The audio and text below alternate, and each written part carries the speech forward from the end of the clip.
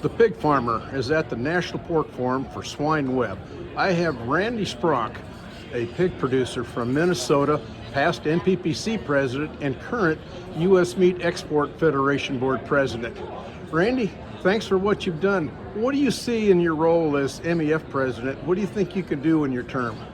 You know, we heard earlier today between the three organizations that check off US MEF and NPPC, they talked about the three C's, collaboration, cooperation, and communication, which they do really well. I got asked, well, what was I going to concentrate on? And I said the three D's. A little bit of a smart-ass comment, but actually it fits. About demand, and you do it through diversification and differentiation.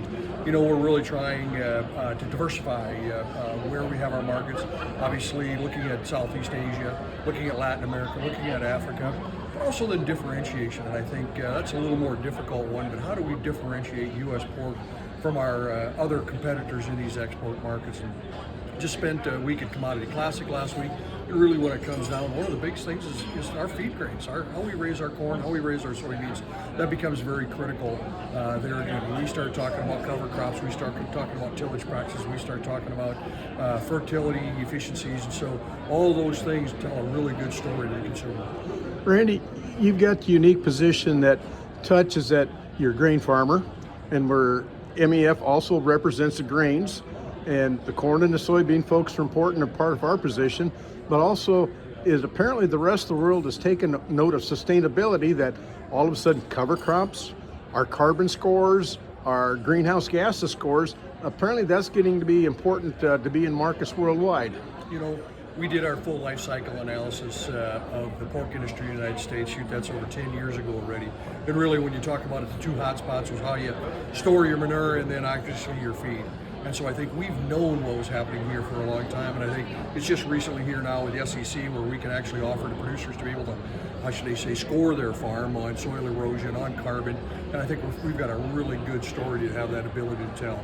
Not only vertically integrated forward, but vertically integrated backwards, that we actually know where we raise our crop, where that feed comes from, and that we are actually beneficial to society.